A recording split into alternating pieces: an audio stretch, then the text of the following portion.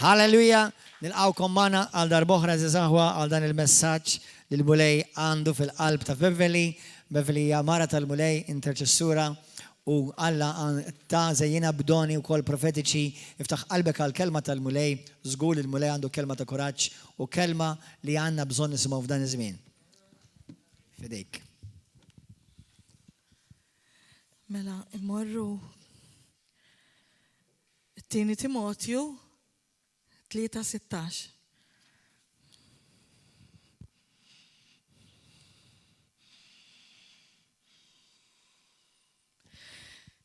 L-iskrittura kollha hija mnebħa minn Alla u tiswa biex wieħed jgħallem, iċanfar, iwiddeb u jirawhem fis-sewwa. Biex hekk il-bniedem ta' Alla ikun perfett imħejji għal kull ħidma tajba. Immorru Amos 3:7. Għax ebda ħaġa ma jagħmel sidi l-mulej jekk ma jurix il-ħwejjeġ moħbija tiegħu lil qaddejja tiegħu il-profeti. Mela nagħmlu talba, nirringrazzjak Missier Qaddis tal-kelma tiegħek, tal-kelma ħajja tiegħek. Li inti tikkoreġina, twiddibna u tibnina wkoll fl-istess ħin. Nirringrazzjawk ukoll tal-li inti ma tagħmel xejn qabel tirrevela dak li tkun ħadd tagħmel il-profeta, il-messaġġier tiegħek. Ta' dan aħna nirringrazzjawk u nollu lill-ismek. Spiritu Santu nitolbok biex il-messaġġ, iż-żewġ messaġġi li tajt lili fl-ispirtu jiena wara plili minn nofs għamel li jien inkun il-vuċi, il-leħen tiegħek ta' dak li inti wassalt lili hand in hand mal-iskrittura jien antih il-poplu tiegħek. Fisem Ġesu Kristu, amen. Mela l-aħwa bħalma nafu aħna bħalissa qegħdin għaddejjin minn żmien li d-dinja qiegħda tixxejkja, qiegħda titeħżeż. Qegħdin għaddejjin minn żmien li l-affarijiet qed isiru aktar maġlin. U f'dan iż-żmien qed naraw li qed titqanqal ħafna il-biża', it-terrur, il-konfużjoni, il-paniku, il-qtieħ ta' qalb. Għal dawk li jaqraw il-kelma da xejn huwa ġdid. Għax profezziji li saru u li qegħdin isiru u jiena nemmen li iva qegħdin fl-aħħar ta' żminijiet. Għalina li naqraw il-kelma mhux xejn ġdid.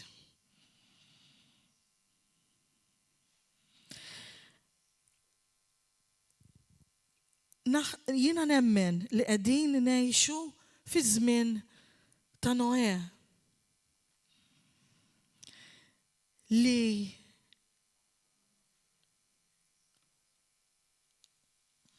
għal poplu talla għalina huwa żmien ta' xogħol u żmien ta' ħidma, mhuwiex żmien li niġġamjaw bil-biża'. Il-Noè, il-mulej għallu biex jibni l-arka.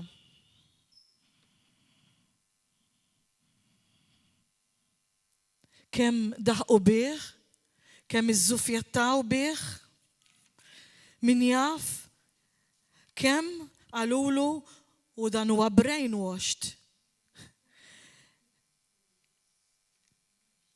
Kemm għalulu u iva, kemm ħaddum tajt li l-ġurnata tad-duluvju waslet. Imma inti kif smajt minn Alla tiegħek x'inti titlef Noe. Imbilli toqgħod bħal Noe li tista' il-pjaċiri, qed jitlef il-pjaċiri tal-ħajja, tad-dinja.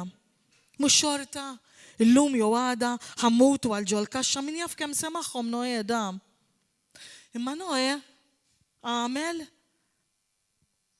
widdibhom kif qallu l-mulej baqa jibni l-arka sakemm il-mulej qallu biex jalaq il-bieb. Kien hemm iż-żmien ta' twiddib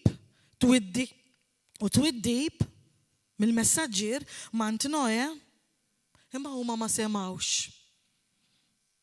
Kien hemm iż-żmien li jwiddeb imma huma ma semawx. Anzi, dawk li qalu u iva issa kif nara isħab jintela u forsi l-ilma iqattar niġri. Imma once li jingħala il-bieb għal xejn u mbagħad marru. Għalhekk jiena nemmen li dan iż-żmien huwa żmien li il-mulej qed ikellimna biex niġru għal għandu.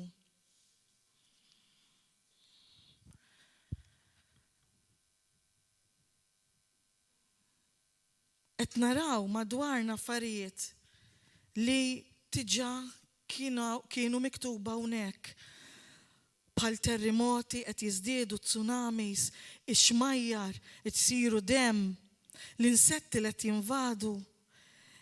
Dawna kollha affarijiet li hawnhekk huma miktubin.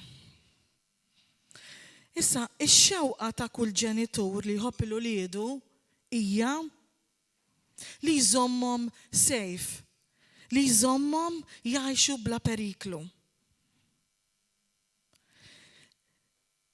U aħseb u wara x-xewqa tal-missier. X-xewqa tal-missier li lilna ma jrid li xejn u ħadd ma jmissna. Mela ħanibda il-messaġġ li irċevejt jiena fil-5 ta' Marzu, il-ħamis, il-ġimgħa l-oħra, kif kont qiegħda naħseb u nimmedita f'dawn l-affarijiet li għaddejjin waħdi fil-kwiet, nirċievi fl-ispirtu dan il-messaġġ li qed nisimgħu il-ħin kollu fuqu. Ħassejt fl-ispirtu kulħadd qiegħed jitlob Salm 91, kulħadd qiegħed jiddikjarah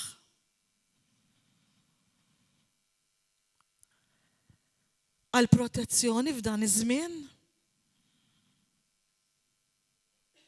Imma qegħdin verament jgħixu taħt il-ken tiegħi.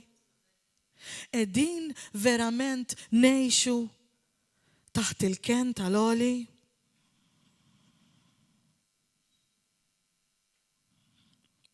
Mela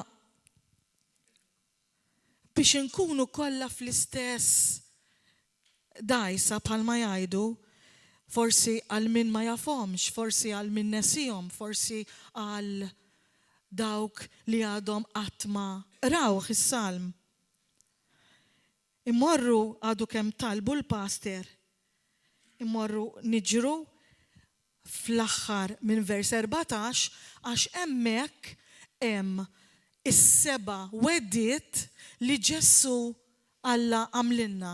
Dawn is-7 weddiet huma kollox li għandu bżonn il-bniedem li qiegħed jgħix fid-dinja bħalissa speċjalment daw jinkludu ġo fihom il-protezzjoni kollha. Mela hawnhekk il-mulej jgħid u nixtieqkom li tiħajlijajtjaw il-kelma jien. Jien. Vers 14 jgħidlek hekk. La tħabbeb miegħi jien neħilsu. Min qiegħed jgħidu da? Min hu l-jien? Il-jien huwa Alla. Mela Alla l-imbierek qed jorbot lilu b'daw il-wedit magħna. Kif nistgħu naqraw dawn il-wedit u nemnuhom u nibżaw? Kif nistgħu meta nafu li hu Alla li d-dinja kollha qiegħda fidu, Alla l-missier tal-ħolqien kollu, Alla dak li jista' kollox, Alla the Almighty, qed jorbot il-wedit, il-patt tiegħu magħna. Mhuwiex bniedem it-siju nannu il-ħabiba li għada pitada jerġa' jdurilha mill-kelma li tat, imma Alla li l-kelma tiegħu iżomma iva u ammen qed jagħmel daw il-wedit magħna. U għalinna la tħabbeb miegħi. Jien neħilsu la araf ismi jiena nħarsu mixiex jeħlisna. Irridu ngħixu liberi jeħlisna mit-trappoli li jagħmlilna n-nassab iċ-xitan. Jħarisna mixiex mill-mart. Bħalissa qed wedna li ħarisna. Weda oħra t-tielet waħda qed jgħidilna intom issejħuli u jiena weġibkom. Kemm hu sabiħ li il-mulej tajjatlu titolbu u jwieġbek jisimak jitkellmu u jkellmek. Mhuwiex qed ngħidu l-ħabib il-ħabiba Alla li m'hawnx ikbar minnu. Qed inkellmu u jkellimni. U jiena wieġbu weda oħra miegħu inkun fid-dwejjaq tiegħu. Min ma jkollux dwejjaq? U qed iwedek li meta tmur għandu fid-dwejjaq tiegħek ikun ħdejk qed jixxuttalek id-dmugħ, qed tiftaħ qalbek miegħu. Weda oħra neħilsu nerfalu ġieħu, jaqbes għalik, jidħol għalik, l-avukat li mħallef il-ġust, qed jaqbes għalik, jerfalek ġieħek. Bomor twil nimlik u nurik is-salvazzjoni tiegħi. X'il-mulej salvazzjoni tiegħu jurija. Mhux tal-li jurija u għalinna kif aħna għandna jkollna salvazzjoni. Jekk tinnutaw meta għamiltu il-ħajjajtu jiena, hemm miktub tħabbeb miegħi.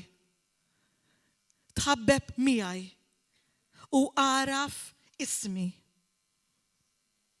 Iħna jiena bħala ġenituri, bħala bħala missier, bħala ġenituri u bħala nanna jiena nanna wkoll, nieħu pjaċir meta uliedi jinħabbu miegħi. Kif jinħabbu miegħi? Billi meta jagħmlu xi ħaġa jgħiduli sorry. Billi jgħiduli ħanobdi ma nerġax mela dak li jrid Alla l-missier. Dik hija l-indiema li jiddispjaċina immorru għandu u ngħidulu li maħniex se nibqgħu fuq dak li għamilna. B'hekk nitħabbu miegħu u billi narfu lill-ismu. Mela dawn huma il-wediet li għamel il-mulej magħna u il-kelma kienet imma qegħdin tgħixu taħt il-ken tal-oli, jiġifieri dawn ma jgħoddux għal kulħadd. Mela jiddependi mill-persuna jekk niddependi mill-persuna jekk nibżax u ngħix fit-terrur, jiddependi mill-persuna jekk jiena niddikjarhomx u jkunu tiegħi. Għaliex qed jagħmel enfasi. Il-ħamis meta tani l-kelma il-ġurnata kollha baqgħet ġejja imma qegħdin ngħixu taħt il-ken tal-oli. Għaliex il-mulej qed jagħmel enfasi li jridna nfittxu nidħlu taħt il-ken tiegħu. Qed Jisu jagħmel emergency call, irid il-uliedu jiġborhom taħt il-ken tiegħu. Il-kelma hija ħajja. U meta jiena ċempilli l-pastor, it-tnejn qatlu il-mulej qed jitkellem verament minn dan is-salm għax il-ħamis kelli l-kelma fuq u l-pastor pritka fuq u s-sebtu kulħadd qed nisimgħu b'dan is-salm tal-protezzjoni. U il-pastor qalli biex il-messaġġi li rċevejt jiena illum ngħaddihom imma ma dak li rċevejt jiena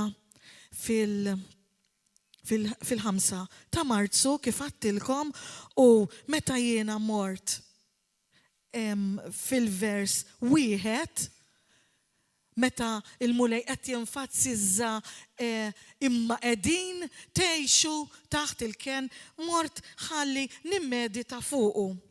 U l-ewwel vers jgħid inti li tgħix għal-ken tal-oli. Mela inti l-ewwel għamilna highlight jiena li kien il-mulej. Issa inti li huwa int u jiena. Inti li tgħix għal-ken tal-oli vers 2. Ngħid. Mela kif jiena rajt dak il-kelma ngħid hemmhekk ġieni il-messaġġ li kelli fl-14 ta' Jannar. Fl-14 ta' Jannar irċevejt dan il-messaġġ u jiena m'għandux jaqsam ma' li ħan nitkellem illum ta' Salm 91. Il-pastor qalli imma oħroġ il-messaġġ. Imma meta jiena mort vers 2 il-mulej jagħmel il-jigsaw puzzle wara kollha jaqada, vers 2 hemm jgħid lil-mulej.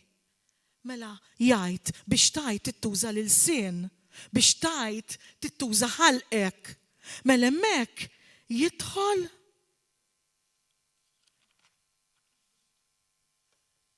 il-messaġġ tal-14 ta' Jannar.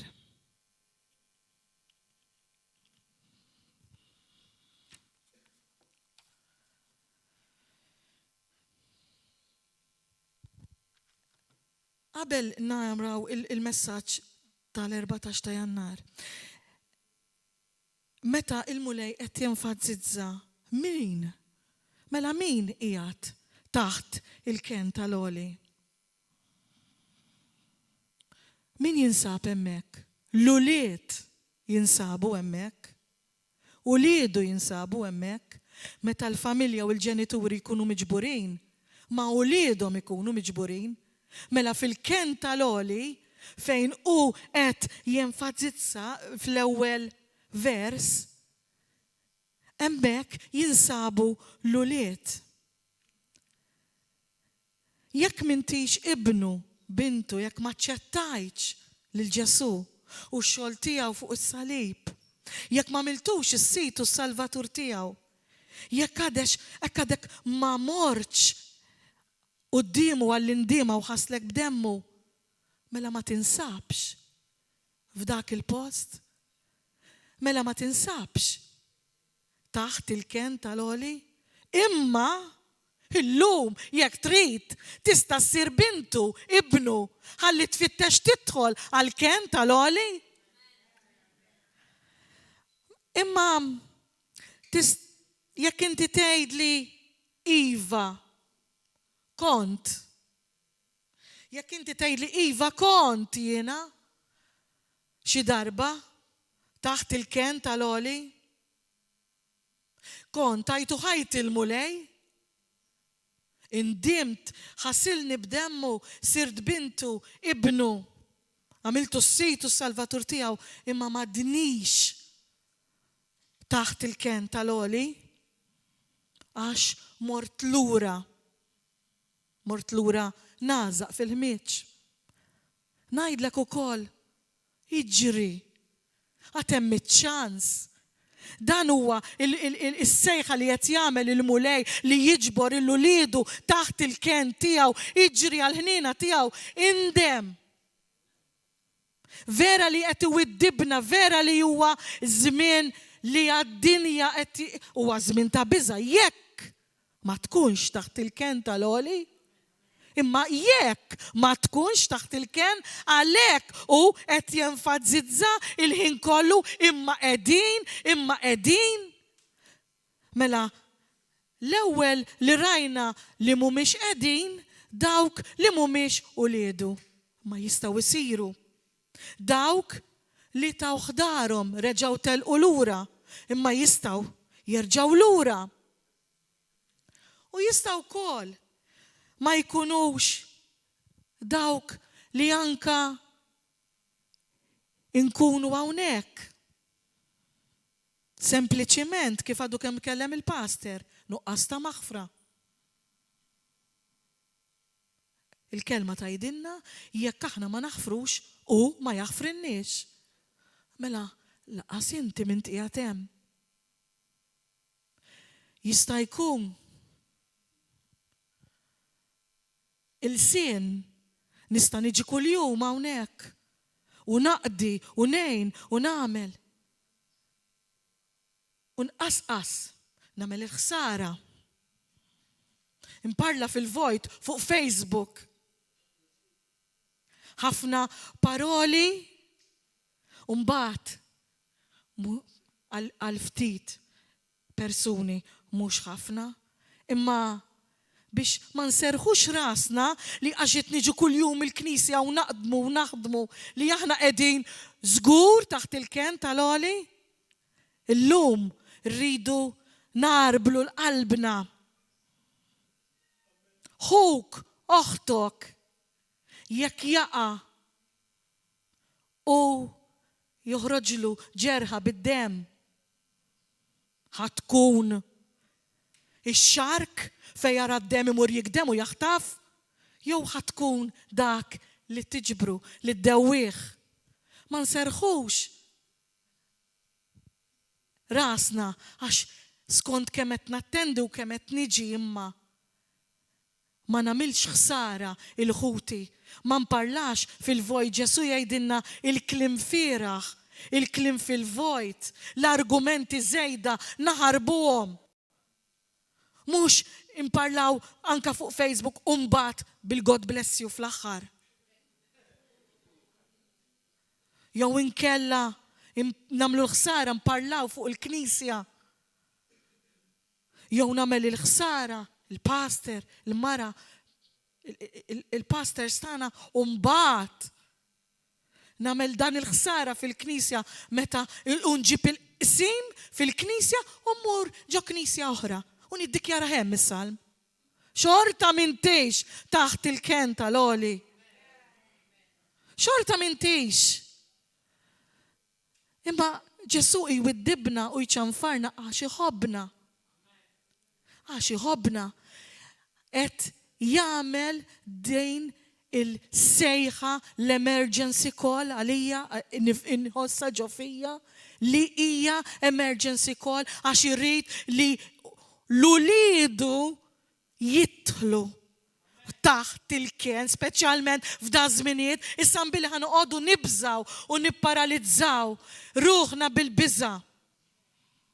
U nibżaw minn dik il-marda u minn dik u mill-oħra. Aw marda aw virus ħafna iktar għar. Id-dnub. Għax dak għanna, grazzi mulej, għax dak għanna għal xiex nitwerwru, għax dak joħodna għall-eternità, l-infern. Il-bqija għal-bniedem li qed jgħix taħt il-ken tal-oli, dawk il-wedit kollha huma tiegħu. U x-xogħol tagħna huwa bħalma għadna bħalma għamel Noe. Ngħidulhom inwissu bl-imħabba u ngħidulhom biex ifittxu jidħlu taħt il-protezzjoni u taħt il-ken tal-mulej. Għal-poplu talla dan iż-żmien mhuwiex żmien ta' biża' imma żmien eċitanti, żmien ta' ħidma, żmien ta' xogħol għax nafu li kull ħaġa li jġib ix-xitan il-mulej idawwara għall-glorja tiegħu u nafu li jiġi ir-revival. Għax ukoll bħalma għadna għal-bidu li għaw daw il-profezziji li qed iseħħu, però wkoll qal li fl-aħħar ta' żminijiet insawwa l-ispirtu tiegħi fuq kull wieħed u waħda minnkom. Xi privileġġ da, meta jgħidlek famos ma nagħmel xejn jekk ma ngħidx il-misteri tiegħi, il-profeti tiegħi. Għal min ma jaqrax il-kelma min issa nidħol għax sar il-ħin, il-profeta huwa il-messaġġier. U bħalma kien hemm għataw illum u fuq kull knisja il-mulej jibgħat il-messaġġier tiegħu. Kemm il-messaġġier huwa dak li jkollu l-ħin intimu mal-mulej li mhux daħal ikellem il-mulej rat is-salib u ħareġ daħal ikellmu jisma' x'irid jgħidlu, jisma' ikollu dak il-ħin intimu miegħu biex il-mulej iwassallu xi jrid jgħid il-poplu tiegħu. Dak il-persuna li jkun barra li jkun għażlu il-mulej u rrid itih dak il-gift, imma ikun dak li qiegħed iqatta il-ħin miegħu. Dak li jkun qiegħed jisma', dak li l-mulej jafda biex imur jagħti il-messaġġ il-poplu tiegħu. Mela dana li inti tkun fil-knisja u tagħmel il-ħsara l-knisja tista' mhux tgħidli li nġib sleeping bag u norqotaw għax għasalik ma jgħod. Mela l-aħwa nersqu u nindmu ħalli nfittxu nidħlu hemmhekk. Issa ħanwassal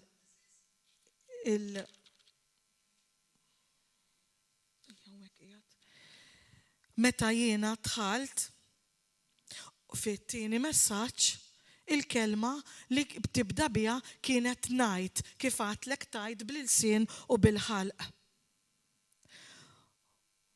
U hawnhekk jidħol darba Pastor Mariella qalt li biex fl-10 ta' filgħodu ninaqat magħhom fit-talb fl-14 ta' Jannar u jiena fl-10 u 5 ta' filgħodu kont qiegħda nitlob u dħalt nitlob kont waħdi u għamilt id-diska What can makes me whole again? Nothing but the blood of Jesus. Kif dina bdiet id-diska u jiena bdejt nitlob, hemmhekk beda jinżel fl-ispirtu tiegħi bdejt nirċievi dan il-messaġġ. Il-kelma kienet barra li dak li rċevejt biex nispjegaħulkom mill-klim tiegħi wkoll. Il-kelma kienet fakruh.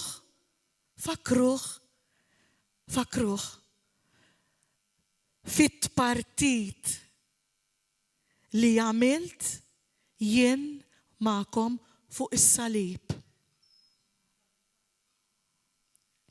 Tafu ħafna, smajtu ħafna, tallimtu ħafna x'qawwa għandu l-sin. Issa dak kien fil-15 ta' Jannar, ma naħsibx li konna għadna smajna b'daw l-affarijiet. Però qegħdin tużawh l-sin. Mela għalhekk hawnhekk Psalm 91 it-tieni vers għattilkom għamlu highlight ngħid mela jien irrid ngħid, mela jien irrid nużah. Fakruh fil-patt. Il-kelma tiegħi mistqarra minn ibni binti tal-patt tagħmel id-differenza kollha. Dak li Ġesu fuq is-salib għamel u l-patt tiegħu magħna aħna rridu ngħiduhulu, rridu nfakruh u il-messaġġ kompla hekk. Il-saħħtiet li tefalkom ħadthom jien u partattom barkiet. M'hemmx miktub li huwa misħud dak li ġie msallab mas-siġra. Partatt il-mart u l-uġieħ u ħadtu fuq jien. M'hemmx miktub li bil-ġrieħi u l-fraġellazzjoni tiegħi intom ġejtu mfejqa. Partatt il-faqar mal-abbundanza u tajtkom aktar milli għandkom bżonn u teħtieġu. M'hemmx miktub li ismi El Shaddai. Meta smajt il-kelma m'hemmx miktub li ismi El Shaddai, waqda l-messaġġ bdejt nikbi. Bdejt nara mal-messaġġ il-Ġesu fuq is-salib bid-demm u uħud minna taħt is-salib. Uħud minna għaraftom. U kollha kellna biċċa nieqsa. Biċċa jew mill-qalb, jew mis-sieq, jew mill-lit. U waqt li qed nara da u d-diska What can makes me whole again, wara tarhom daw l-affarijiet kemm il-mulej jipoġġi il-jigsaw puzzle f'posta. Halleluja, kemm jagħmel xogħol u bitzilla, imma wara inti tirrealizza dan il-messaġġ baqa' sejjer hekk. Partatt il-biża', isma' ħadi, il-biża' u l-intimidazzjoni. M'hemmx miktub li jien ma tajtkomx spiritu ta' biża' imma ta' qawwa u ta' moħħsan u ta' mħabba. Partatt id-dlam u t-toma morra li kelkom. U libbistkom id-dawl u ħawwartkom bil-melħ.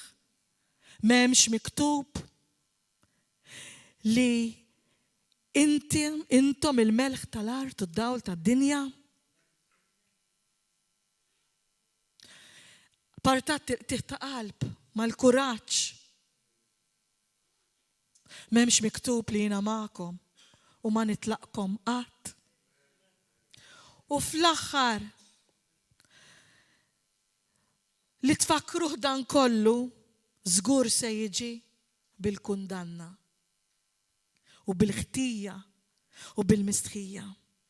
U jien din partatta wkoll magħkom.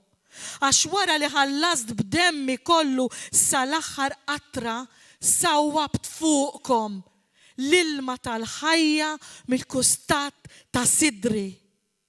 M'hemmx miktub li m'hemmx kundanna u ħtija għal dawk li jinsabu moħbija fija Issa dak kien fil-15, fl-14 ta' Jannar. U l-messaġġ li jridna nidħlu, niġru taħt il-ken kien fil-5 ta' Frar. Imma, ta' Marzu, l-ġimgħa l-oħra, ta' Marzu.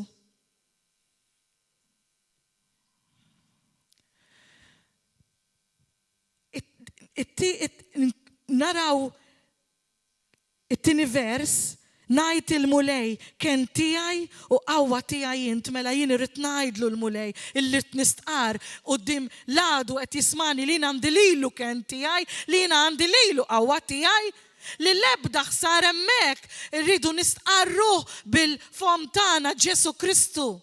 Fluqa 4 ukoll irrispondih bil-sinu ukoll għallu hemm miktub u hemm miktub.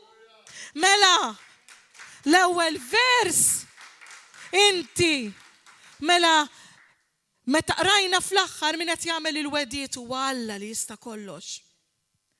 Fl-ewwel vers huwa inti jiena li qegħdin ngħixu taħt il-ken tal-għoli, alla voli qegħdin ngħixu hemm, irridu nistqarru, irridu ngħidu il-patt fuq fomna dak li jagħmel Ġesu fuq is-salib kif qalli f'Jannar.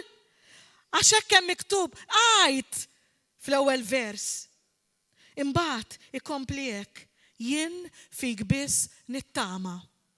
Mela I trust in you. Mela f'min ħanafdaw? Fil-mami, fil-dadi, fil-tsiju, fil-nanna, fil-tabib, fil-spiritu, fil-wipes, fil-maskla, fil-detol, f'dak, fl-ieħor, f'dak il-bisa. Imma l-ewwel fidi jrid ikun f'Ġesu Kristu. Il-fidi trid tkun fih. Grazzi mulej. Il-fidi tratta il-mulej Ġesu. Il-biża tratta id-demonju. Mela il-fidi trid tkun f'dak li huwa able, f'dak li huwa kapaċi iżomm dawn il-wediet, f'dak li lilna qatt ma jitlaqna. F'dak tkun il-fidi toħdunix ħażin, ma jfissirx li ma nżommux li ġene, ma jfissirx li ikonna bżonn tabib, sptar, jew immur niftaħ qalbi mommi ma missieri u żgur imma daw sekondarji, mhumiex il-primarji.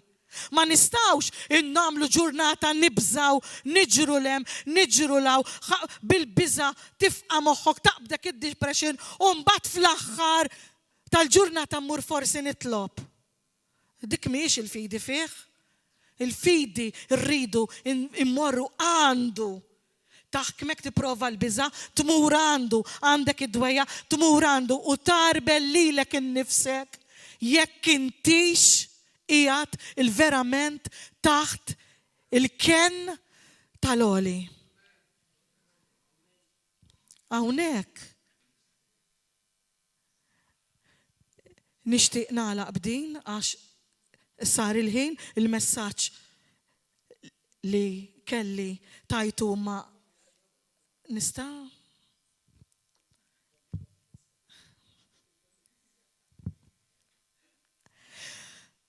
mela kif għadna il-biża il-fidi tratta lill-Alla.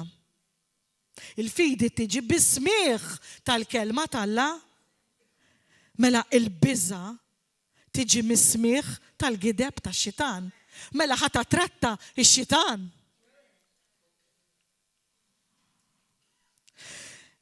Umbagħad hemmhekk vers 3 bl-Ingliż jgħidlek for then, jiġifieri wara li inti qed tammar taħt il-ken, wara li inti tiddikjara, wara li inti tafda fih, mbagħad and then I will deliver you.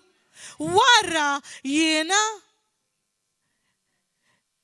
inħarsek minn nazba tan-nassab, minn nazba tax-xitan, wara jiena nibat l-anġli tiegħi jħarsuk fi triqatek kollha, wara 1000 jaqgħu ma' ġembi. Wara id-dar, lej id-dari, il-ħsara ma tersaqx. Imma wara daw li għattilkom tamlu highlight.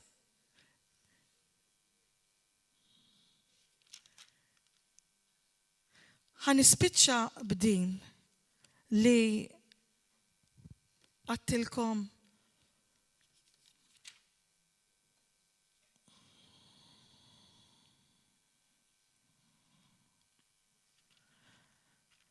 din triketni ħafna lili. Meta nisimgħu Ġesu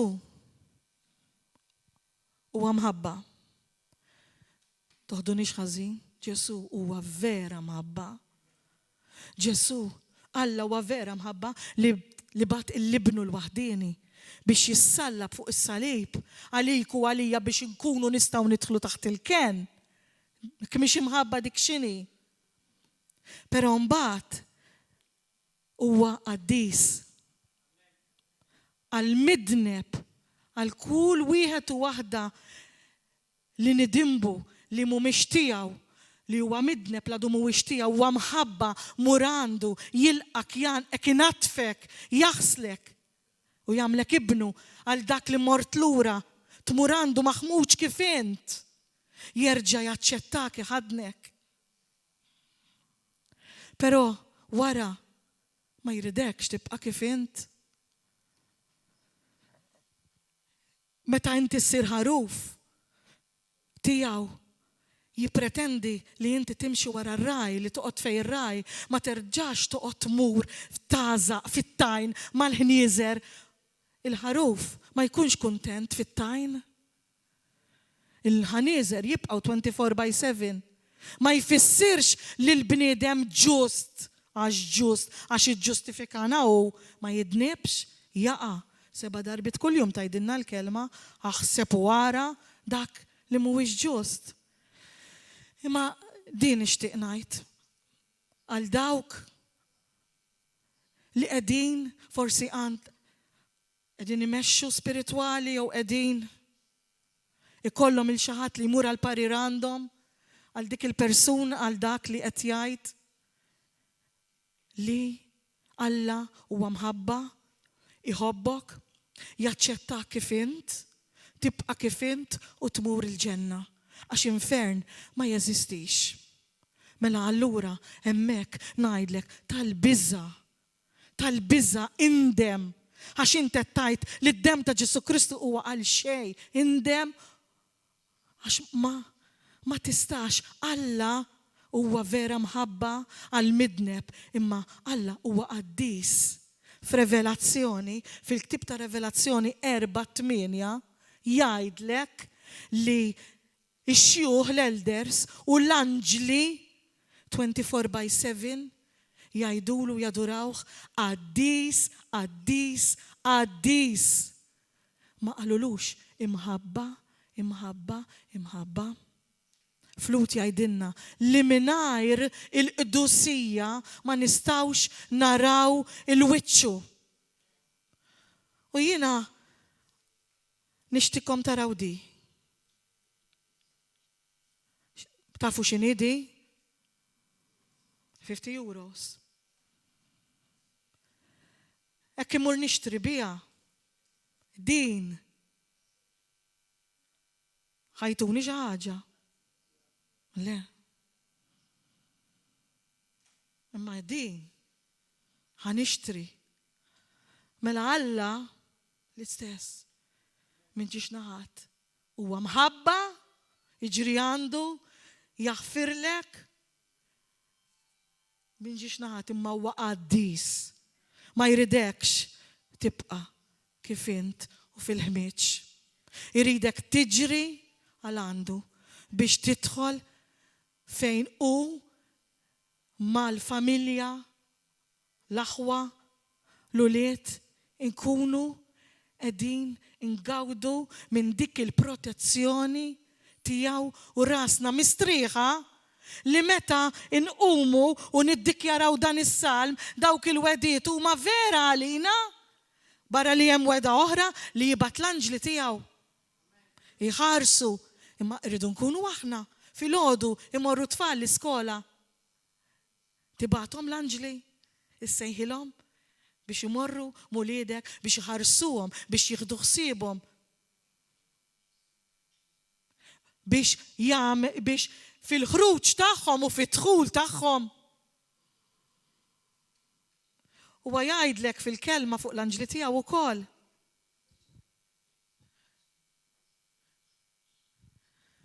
Mela l-aħwa. Għal min jaħseb narblu naqra lil nfusna jekk aħna aħniex qegħdin taħt il-ken tal-għoli, taħt dak li jista' kollox u namlu nżommu il-kelma li meta tiġi il-biża u nkunu għaddejjin mill-maltemp mhux nimmutaw, mhux nifriżjaw, imma niddikjaraw dak li għamel Ġesu fuq is-salib, dak li tiġà u għamel, dak li tiġà partat magħna, it-partit il-pat, dak li jutijaw taħlinna. Imma rridu niddikjarawh u l-fidi tkun fih biss. Mela akkaw il-ġodda u għal dawk li jixtiequ llum ikunu uliedu jistgħu jgħidu din it-talba miegħi kemm dawk li ma jafu għadu mhuwiex missierhom, għadhom mhuwiex uliedu, jew dawk li marru lura, jew xi ħadd minna li forsi jaraf li kien hemm xi ħaġa moħbija ġo qalbu li bih jista' jitlef dak il-post, mela kollha nersqu quddiem il-mulej, imbaxxu rasna u ngħidu din it-talba. Għażiż missier, f'isem ibnek Ġesu Kristu, jiena qed nilqa' s-sejħa tiegħek. Irrid li nidħol, niġri, nammar taħt il-ken tal-għoli, taħt il-ġwinħaj tiegħek mulej. Inti qed tgħidilna biex nidħlu taħt l-umbrella tiegħek. Għalhekk mulej, jiena llum nindem min nubieti kollha u ngħidlek li nemmen fik f'dak ix-xogħol li inti għamilt fuq is-salib biex jiena nibbenefika minn dak id-demm biex jaħsilni minn nubieti u minn dak il-patt li inti tagħmel ma' uliedek. Mulej qaddis nirringrazzjak. Nitolbok taħfirli, taħsilni b'demmek u taħħalni llum f'dak il-post is-sigriet.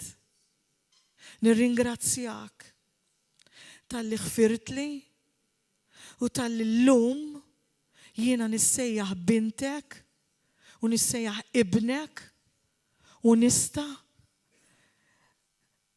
niddikjara dawk il-wediet u bil-fidi fik naf li huma tiegħi. M'għandix għalfejn nimxi fil-biża għax naf li jiena bintek, ibnek u li inti qiegħed tieħu ħsieb ta' kull ma madwarna u tipproteġina. Ta' dan nirringrazzjawk u nitolbu f'isem Ġesu Kristu bil-qawwa tal-Ispirtu Santu. Amen.